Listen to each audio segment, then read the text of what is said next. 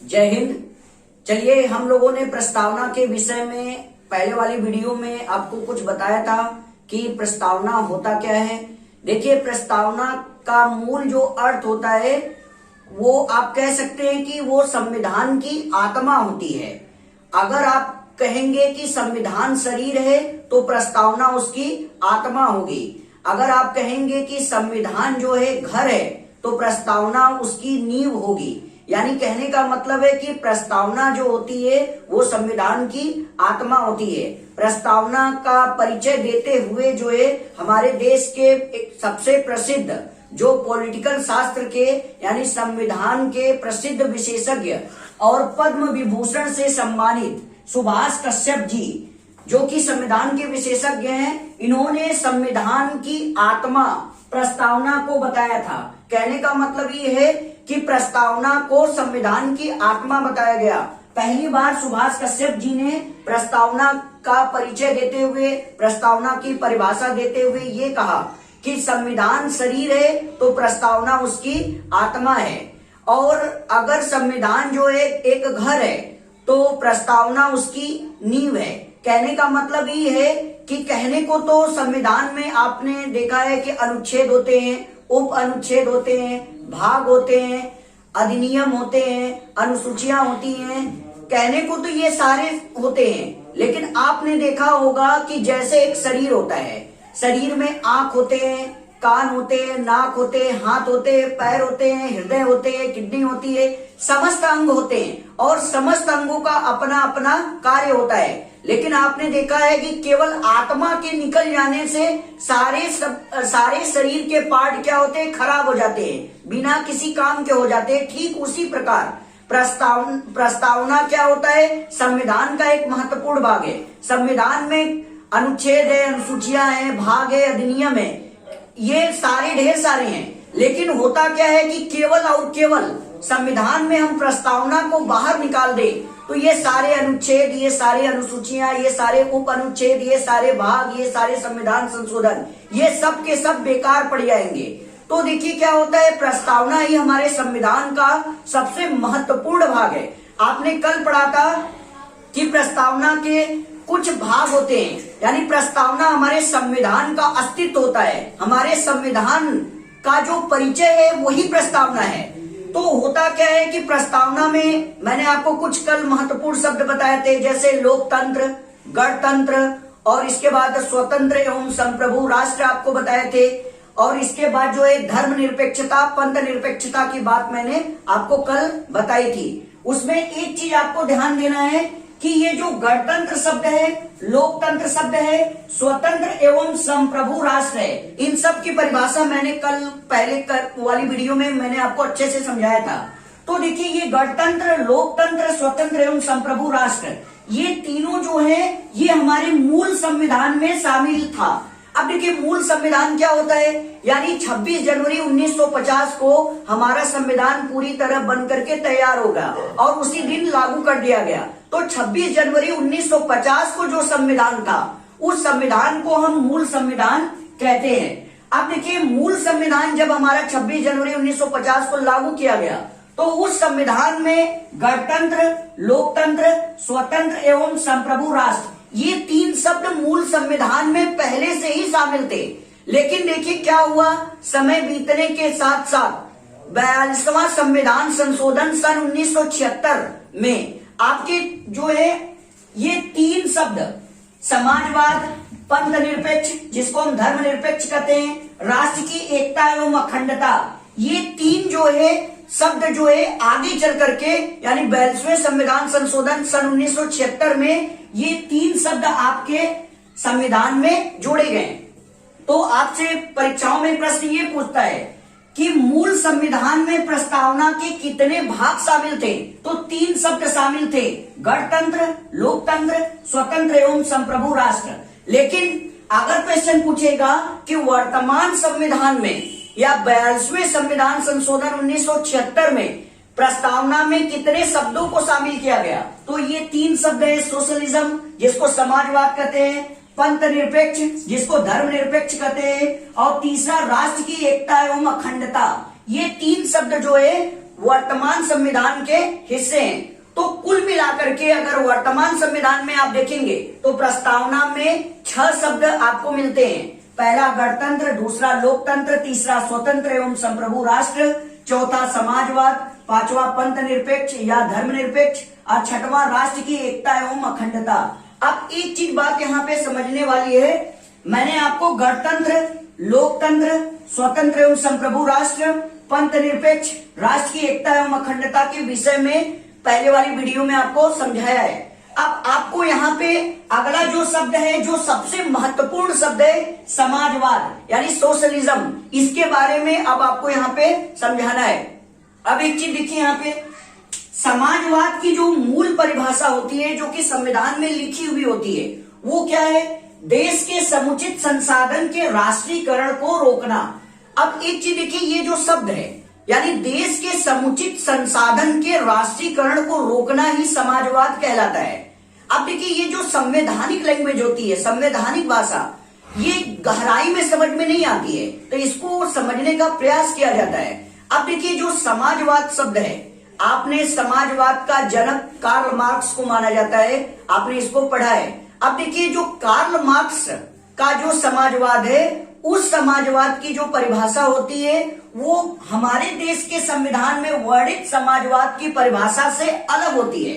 अब देखिए, जो कार्ल मार्क्स की जो समाजवाद की परिभाषा है, उसमें ये बताया गया है, आपको पता है कि हमारा देश हो या विश्व का कोई भी देश हो, जो क्या थे कि अछूत लोग थे, जो दबे कुचले शोषित पीड़ित वंचित लोग थे, वो समाज के एक विशेष जाति वर्ग के द्वारा, समाज के एक उच्च वर्णों के द्वारा काफी लंबे समय से उनको सताया गया था, उनको दबाया गया था, उनके अधिकारों का हनन किया गया था। तो वहां पर क्या था, समाजवाद में अमीर और गरीब के बीच अधिकारों को लेकर जो संघर्ष की लड़ाई थी, उसको समाजवाद कहा गया। और समाजवाद की ये परिभाषा कार्ल मार्क्स की किताबों में आपको मिल जाएगा। आपने पढ़ा है कि समाजवाद का जो जनक कार्ल मार्क्स थे, उनकी किताब है दास कैपिटल, आप उसमें पढ़ेंगे तो समाजवाद की परिभाषा आपको मिल जाएगी। लेकिन देखिए, है क्या, जो हमारे देश में समाजवाद शब्द को प्रस्तावना में शामिल किया गया है, ये समाजवाद शब्द कार्ल मार्क्स के समाजवाद वाले शब्द की परिभाषा से बिल्कुल अलग है। हमारे देश में जो समाजवाद शब्द है, इसका क्या मतलब होता है, अब हम इसको समझ लेते हैं। देखिए, ये जो परिभाषा है कि देश के समुचित संसाधन के राष्ट्रीयकरण को रोकना, इसका मतलब क्या होता है? संसाधन का मतलब क्या होता है? राष्ट्रीयकरण का मतलब क्या होता है? ये मैं आपको एग्जाम्पल देके बता रहा हूं। अब एक चीज देखिए यहाँ पर, जैसे आपने देखा होगा कि हमारे कुछ ऐसी संपत्ति, प्रॉपर्टी होती है जिसको हम सार्वजनिक संपत्ति या सरकारी संपत्ति यानी गवर्नमेंट प्रॉपर्टी के नाम से जानते हैं। अब जैसे देखिए क्या है, कुछ ऐसे जो ये संस्थान है जिसको हम सरकारी संस्थान कहते हैं, यानी वो हमारे देश के सेंट्रल गवर्नमेंट, केंद्र सरकार से जुड़ी हुई होती है। जैसे आप देखते हैं बैंकिंग सेक्टर हो गया, बैंकिंग जो व्यवस्था है, इसके बाद आप डाक सेवा को देखिए, आप रेलवे सेक्टर को देखिए, रेलवे व्यवस्था को देखिए। तो ये जो रेलवे सेक्टर, बैंकिंग सेक्टर और जो पोस्ट ऑफिस सेक्टर यानी डाक सेक्टर होता है, ये जो तीनों हिस्से होते हैं, ये तीनों के तीनों हिस्से आपके क्या होते हैं? गवर्नमेंट सेक्टर यानी केंद्र सरकार के सेक्टर से जुड़े हुए होते हैं। अब देखिए, होता क्या है, जो भी हमारे देश के संसाधन होते हैं, जैसे देखिए रेलवे क्षेत्र वो भी संसाधन है, बैंकिंग क्षेत्र वो भी संसाधन है, डाक क्षेत्र वो भी संसाधन है, सैन्य क्षेत्र वो भी संसाधन है, रक्षा क्षेत्र वो भी संसाधन है। तो ये सारे के सारे सरकारी जो संस्थान होते हैं, जो केंद्र सरकार से जुड़े होते हैं, यानी केंद्र सरकार के अंतर्गत आते हैं, उन्हीं को हम संसाधन कहते हैं। अब देखिए क्या होता है कि समाजवाद का एक काम होता है कि देश में जो भी सरकारी संस्थान है, उनके प्राइवेटाइजेशन यानी निजीकरण को रोकना ही समाजवाद कहलाता है। समाजवाद का एक ही काम है कि जितनी भी सरकारी संस्थान है, चाहे वो बैंकिंग क्षेत्र हो, डाक क्षेत्र हो या आपका जो है रेलवे क्षेत्र हो, उसका जो राष्ट्रीयकरण जो है किया जा रहा है, उस राष्ट्रीयकरण को रोकना ही समाजवाद कहलाता है। आपने अभी इस टाइम में देखा होगा कि वर्तमान सरकार के द्वारा जो रेलवे क्षेत्र है, उस रेलवे क्षेत्र में प्राइवेटाइजेशन यानी निजीकरण को ज्यादा महत्व दिया जा रहा है। आपने देखा होगा कि रेलवे स्टेशन यानी जो रेलवे व्यवस्था होती है उसमें कुछ ऐसी ट्रेनें हैं जो वर्तमान समय में संचालित की जा रही है, वो क्या है, प्राइवेट ट्रेनें हैं। यानी कि जो रेलवे क्षेत्र है जो कि केंद्र सरकार का एक आप कह सकते हैं केंद्र सरकार का एक संस्थान ही है, केंद्र सरकार के अंतर्गत आता है, वो देखिए धीरे धीरे क्या होता है, निजीकरण की तरफ बढ़ रहा है। यानी कहने का मतलब ये है कि समाजवाद की जो परिभाषा है कि जो राष्ट्रीयकरण होता है केंद्र सरकार जो अपनी संस्थाओं में करती है, उसके राष्ट्रीयकरण को रोकना ही समाजवाद कहलाता है। लेकिन देखिए समाजवाद में क्या होता है कि अब आपने देखा होगा कि केंद्र सरकार क्या कर रही है कि रेलवे सेक्टर को धीरे धीरे प्राइवेटाइजेशन की तरफ लेके जा रही है। आपने देखा है कि bank of Baroda, Punjab national bank, imperial bank, ऐसे कई बैंक है जिनको मर्ज करके शामिल करके उनको एक ही में विलय कर दिया जा रहा है। यानी कि अब जो कई बैंकें थी उन सारे बैंकों को मर्ज किया जा रहा है। इसके कहने का मतलब है कि धीरे धीरे हमारे देश में जो सोशलिज्म है यानी समाजवाद है वो धीरे धीरे कम होकर के निजीकरण की तरफ यानी प्राइवेटाइजेशन की तरफ बढ़ रहा है। आपने देखा होगा कि रेलवे क्षेत्र में जो तेजस ट्रेन है, जो देश की पहली जो है आपकी प्राइवेट ट्रेन थी, वो लखनऊ से दिल्ली के बीच संचालित की जा रही थी। और आने वाले समय में केंद्र सरकार की ये योजना है कि 100 ऐसी प्राइवेट ट्रेन को जो है हमारे देश में संचालित किया जाए। तो कुल मिलाकर कहने का मतलब है कि समाजवाद का मतलब क्या होता है? समाजवाद का एक ही मतलब होता है कि चाहे राज्य सरकार हो चाहे केंद्र सरकार हो, कोई भी सरकार हो, सरकार की कोई भी जो संवैधानिक संस्था है या केंद्र सरकार या राज्य सरकार के अंतर्गत आने वाली कोई भी नौकरी है, कोई भी वैकेंसी है, उसमें जो निजीकरण किया जा रहा है उस निजीकरण को रोकना ही समाजवाद कहलाता है। तो हम लोगों ने समाजवाद के विषय में अच्छे से जाना। अब आप इसका स्क्रीनशॉट ले लीजिए।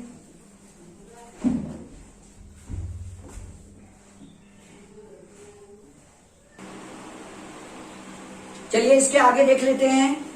देखिए संविधान में प्रयुक्त होने वाले कुछ महत्वपूर्ण शब्द हैं। अब एक चीज आप ये देखिए कि आपने संविधान में कुछ ऐसे शब्द हैं जिसके बारे में आपने सुना तो बहुत है, लेकिन उसके बारे में उतनी अच्छी जानकारी आपको शायद नहीं होगी जितनी की होनी चाहिए। अब एक चीज देखिए क्या होगा कि संविधान में आपने कुछ महत्वपूर्ण शब्द के बारे में सुना है। अब देखिए वो महत्वपूर्ण शब्द क्या है उसके बारे में एक एक करके हम लोग जानकारी ले लेंगे। अब एक चीज देखिए संविधान में कुछ महत्वपूर्ण शब्द है, जैसे अधिनियम है, और दूसरा है संविधान संशोधन, तीसरा है अनुच्छेद, चौथा है धारा, और पांचवा है भाग, और छठवां है अनुसूची। अब देखिए ये सारे के सारे शब्द आप संविधान विषय जिसका भी संविधान पॉलिटी सब्जेक्ट रहा होगा ग्रेजुएशन में या पोस्ट ग्रेजुएशन में या इंटर में रहा होगा, तो वो जो विद्यार्थी हैं वो इन सारे शब्दों को पढ़े होंगे। लेकिन देखिए होता क्या है कि इन शब्दों को हम संवैधानिक भाषा में पढ़ते हैं और हमें संवैधानिक परिभाषा ही याद होती है। अब उसका गहराई से जो डीपली एनालिसिस होता है वो हमें नहीं होता है, तो वहां हम आपको अभी समझाने का यहाँ पे प्रयास करेंगे। अब देखिए होता क्या है कि आपने पहला जो शब्द है अधिनियम, शायद अधिनियम शब्द आपने जो है अनुच्छेद संविधान में आपने पढ़ा होगा। अब देखिए अधिनियम को अंग्रेजी में एक्ट कहा जाता है, ACT एक्ट कहा जाता है। अब देखिए अधिनियम होता क्या है, तो अधिनियम को जानने से पहले हम कुछ महत्वपूर्ण जो है दिशा निर्देश को समझ लेते हैं। देखिए 13 दिसंबर 1946 को जब संविधान सभा में जवाहरलाल नेहरू के द्वारा उद्देश्य प्रस्ताव पारित किया गया, तो उनके द्वारा संविधान सभा में एक स्टेटमेंट, एक कथन दिया गया था। अब वो कथन देखिए था क्या, उसको पहले देखिए। पंडित जवाहरलाल नेहरू ने 13 दिसंबर 1946 को संविधान सभा में भाषण देते हुए कहा था। अब देखिए वो भाषण क्या था, वो उन्होंने एक कहा था स्टेटमेंट कि यद्यपि हम चाहते हैं कि हमारा संविधान सदैव के लिए स्थायी बना रहे, परंतु संविधान में कुछ भी स्थायी तो नहीं होता है, इसमें लचीलापन होना चाहिए। यदि हम अपने संविधान को सदैव के लिए स्थायी एवं कठोर बना दें तो इससे राष्ट्र का विकास रुक जाएगा, क्योंकि जो राष्ट्र होता है वो जीवित विकासशील प्राणियों का समूह है। इसलिए हम चाहते हैं कि हमारा संविधान व्यवहारिक हो और लचीला हो, इसमें समय के साथ साथ खुद को बदल लेने की ताकत हो। ये जो भाषण था ये 13 दिसंबर 1946 को जवाहरलाल नेहरू ने संविधान सभा के पटल पर सदस्यों के सामने कहा था। अब देखिए उनकी जो परिभाषा थी वो क्या थी कि हमारा जो संविधान है वो समय के साथ साथ बदलने की ताकत रखता हो।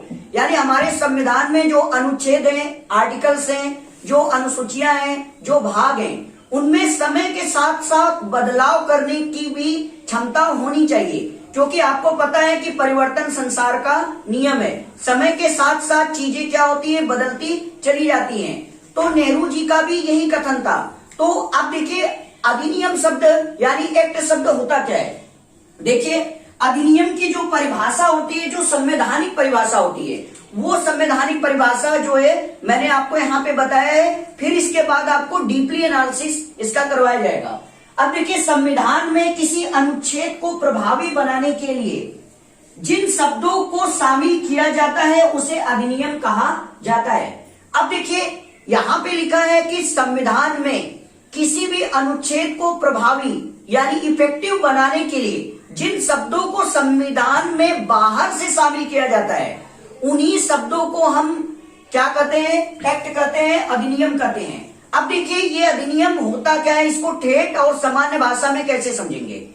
जैसे मान लीजिए कि कोई व्यक्ति है, उसको जो है कोई बीमारी हुई है, मान लीजिए उसको कोई नॉर्मल बीमारी हुई है, तो क्या होता है वो डॉक्टर के पास जाता है, तो डॉक्टर उसको क्या होता है कि इंजेक्शन लगाता है या उसको बोतल चढ़ाता है। तो क्या होता है कि उसके शरीर में जो बीमारी होती है वो बीमारी दूर हो जाती है और व्यक्ति क्या हो जाता है, फिर से स्वस्थ हो जाता है। ठीक उसी प्रकार क्या था कि संविधान जब हमारा बना था, यानी जब मूल संविधान था, यानी 26 जनवरी 1950 को जब हमारा संविधान पूरी तरह बन करके लागू हुआ, तो उस दौरान जो अनुच्छेद थे यानी 395 अनुच्छेद जो थे उस समय थे, तो क्या थे कि कुछ अनुच्छेद ऐसे थे जिसमें समय के साथ साथ जैसे जैसे समय बीतता गया उस अनुच्छेद में जो शामिल शब्द थे उसका समाज ने और हमारे देश के नागरिकों ने, हम ही जैसे लोगों ने क्या है कि उसमें जो संविधान में किसी अनुच्छेद में जो आया शब्द था उसका दुरुपयोग करना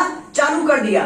तो उसके मिसयूज को यानी अनुच्छेद में जो लिखी बात है उसका दुरुपयोग न होने पाए, इसलिए क्या हुआ कि उसमें उसको मजबूती प्रदान करने के लिए, उस अनुच्छेद को बड़ा बनाने के लिए, व्यापक बनाने के लिए, उसको प्रभावी बनाने के लिए बाहर से क्या हुआ कि कुछ शब्द उसमें शामिल कर लिए गए। उसी शब्द को ही हम अधिनियम एक्ट कहते हैं। अब एक चीज देखिए, आपको क्या होगा, एक चीज मैं आपको यहाँ पे और बता दूं कि ये जो अधिनियम शब्द है, एक्ट जो शब्द है, ये जब हमारा संविधान बना था यानी मूल संविधान में अधिनियम को शामिल नहीं किया गया था। यानी अधिनियम जो शब्द है ये मूल संविधान में नहीं था, इस अधिनियम शब्द को बाद में शामिल किया गया।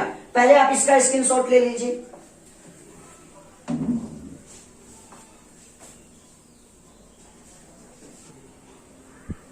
चलिए इसके आगे देख लेते हैं।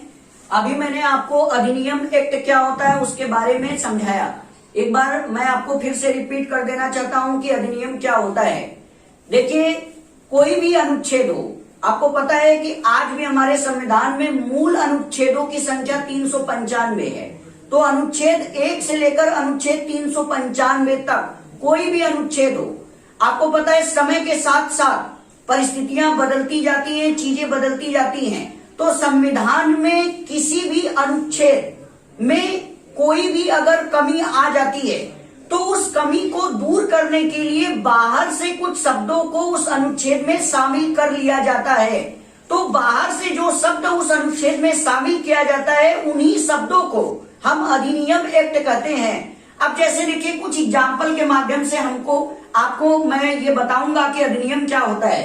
अब एक चीज ये देखिए, और मैंने आपको नोट में ये भी बताया कि अधिनियम जब संविधान बना था यानी मूल संविधान का हिस्सा नहीं था, यानी अधिनियम को बाद में जो है संविधान में शामिल किया गया।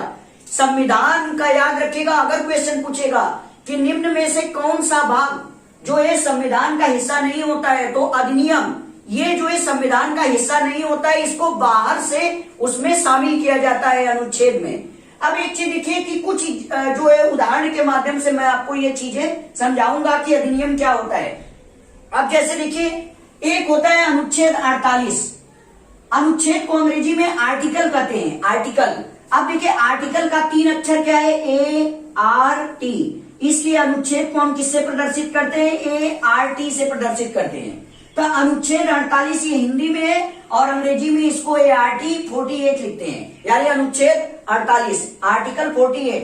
आपने पढ़ा है कि अनुच्छेद 48 में क्या होता है, हेडिंग कृषि एवं पशुपालन का संगठन। अब देखिए ये जो अनुच्छेद है कृषि एवं पशुपालन का संगठन यानी 48, अनुच्छेद 48 में आप देख रहे हैं यहाँ पे 2 शब्द आया है, कृषि और दूसरा शब्द आया है पशुपालन। तो एक चीज हमें यहाँ पे ध्यान देना होगा कि ये जो कृषि शब्द है और ये जो पशुपालन शब्द है ये है क्या। आपको पता है कि हमारे देश में क्या है कि वनों की कटाई अंधाधुंध होती है, ये तो हम लोगों को पता है, और जानवरों की हत्या भी अंधाधुंध होती है। आपको पता है कि हमारे देश में लोग आजीविका, चूंकि साधन होती है तो आजीविका को बढ़ाने के लिए लोग क्या कर रहे हैं कि वनों को काटते चले जा रहे हैं और वनों को काट करके उन जगहों पर खेत बनाते चले जा रहे हैं जिससे उन जगहों पर खेती की जा सके। और देखिए क्या है कि हमारे देश में कुछ ऐसे भी लोग हैं जो धन के लालच में अंधे हो जाते हैं। आपने देखा है कि हमारे देश में हाथी हो गया और बाघ हो गया और हिरण हो गया। तो जो हाथी होता है उसका जो दांत होता है वो बहुत ही कीमती होता है, उसका जो दाम होता है वो लाखों में जाता है। उसका जो एक्सपोर्ट होता है, जो स्मगलर लोग होते हैं वो हाथी को मार करके उसके दांत को अफ्रीका जैसे देशों में निर्यात करते हैं। आपने पढ़ा है कि जो बड़े बड़े रईस लोग होते हैं उनके घरों में बाघ की खाल जो होती है वो मिलती है, हिरण की छाल मिलती है।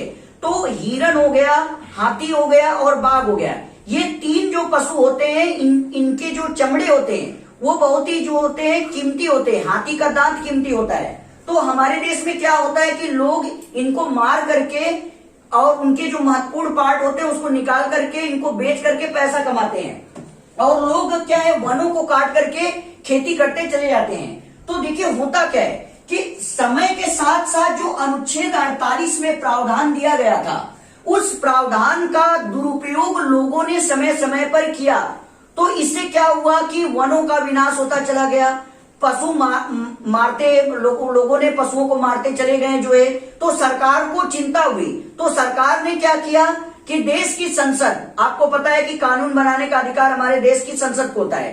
तो क्या हुआ कि अनुच्छेद 48 में जो प्रावधान, जो शब्द लिखे गए थे कृषि एवं पशुपालन, उसमें सरकार ने संशोधन करते हुए, उसमें सुधार करते हुए देश की 2 सदन लोकसभा और राज्यसभा से ये प्रस्ताव पारित करवाया और वो प्रस्ताव पारित करवा करके इस कृषि एवं पशुपालन यानी जो अनुच्छेद 48 है इसको मजबूत करने के लिए एक अन्य अनुच्छेद आर्टिकल 48 क्लॉज ए उसमें जोड़ा गया। तो आपको पता है कि किसी भी अनुच्छेद में जो शब्द होता है उसको मजबूत बनाने के लिए, प्रभावी बनाने के लिए बाहर से जो शब्द उस अनुच्छेद में शामिल किया जाता है उसे ही अधिनियम कहा जाता है। तो आप एक चीज देखिए, आर्टिकल 48 को मजबूत बनाने के लिए आर्टिकल 48 क्लॉज ए का सहारा लिया गया। इसी के तहत जो है इस अनुच्छेद को प्रभावी और मजबूत बनाया गया। अब देखिए आर्टिकल 48 क्लॉज ए में क्या है, पर्यावरण का संरक्षण, संवर्धन, वन एवं वन्य जीव का विकास। अब देखिए सरकार को मजबूरन वनों की रक्षा करने के लिए, पशुओं की रक्षा करने के लिए इस अधिनियम को लाना पड़ा ताकि वनों की कटाई पर रोक लगाया जा सके, जानवरों की जो हत्या होती है उस पर रोक लगाया जा सके। आपने देखा है कि अभी कुछ दिन पहले सुंदरलाल बहुगुणा जी जो चिपको आंदोलन के प्रणेता थे, उनका 93 वर्ष की आयु में निधन हो गया। तो उनका जो है वन और वन्य जीव को बचाने में महत्वपूर्ण योगदान था। अब एक चीज देखिए, मैं आपको बता दूं कि ये जो अधिनियम है ये मूल संविधान का हिस्सा नहीं था, इसको बाद में सारे अनुच्छेदों को मजबूत बनाने के लिए समय समय पर जोड़ते चले गए। अब जैसे देखिए मूल संविधान और बाद के संविधान दोनों में क्या अंतर होता है। एक चीज देखिए आपने आर्टिकल 1 यानी अनुच्छेद 1 पढ़ा है कि भारत राज्यों का एक संघ होगा। अब एक चीज देखिए, अब अधिनियम में और अनुच्छेद में क्या अंतर होता है। आप देखते हैं कि आर्टिकल 1 क्लॉज 1 यानी एक के अंदर जो ब्रैकेट में संख्या लिखी होती है उसको क्लॉज कहा जाता है अंग्रेजी में, उसको उप अनुच्छेद भी कहते हैं। तो देखिए article 1 clause 1, article 1 clause 2, article 1 clause 3 dot dot dot dot article 395 तक ऐसे ही चलता रहेगा। अगर कोई भी अनुच्छेद है उसके ब्रैकेट में कोष्टक में अगर संख्या लिखी होती है तो आप समझ जाइएगा कि ये जब संविधान बना था यानी 26 जनवरी 1950 को जब लागू किया गया था तो उसी समय ये सारे अनुच्छेद संविधान में शामिल थे। लेकिन याद रखिएगा जब इसी अनुच्छेद के आगे ब्रैकेट में ए लिखा होगा, बी लिखा होगा, सी लिखा होगा, चाहे कैपिटल लेटर में लिखा हो चाहे स्मॉल लेटर में लिखा हो, इससे कोई मतलब नहीं है। हाँ, एक चीज और भी ध्यान रखिएगा कि जब अनुच्छेद के ब्रैकेट में ए बी सी चाहे कैपिटल लेटर में चाहे स्मॉल लेटर में या तो क ख ग इस रूप में अगर मिलेगा तो आप समझ जाइएगा वो क्या है, अधिनियम कहलाता है। लेकिन अगर वही ए बी सी क ख ग जो ब्रैकेट के अंदर ऐसे होते हैं अगर उनको हटा दिया जाए और उनके अंदर गिनती को लिख दिया जाए, संख्या को लिख दिया जाए तो समझ जाइएगा कि वो मूल संविधान में शामिल थे। तो ये अंतर होता है अधिनियम में और अनुच्छेद में। आप इसका स्क्रीनशॉट ले लीजिए।